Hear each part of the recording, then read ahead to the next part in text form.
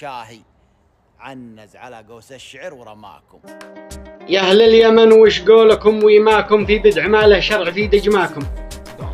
معروف ساس الشعر وينه راسي يا قوم وانعم جل من سماكم. يا طالب الرد الثقيل الوافي لا فرق في فصحك ولا بكماكم. ما ودي اكتب بس لازم نلجم بالشعر رد البدع من بوماكم. الغارة اللي ما تحرك ساكن لا صوتها يرعب ولا دحماكم.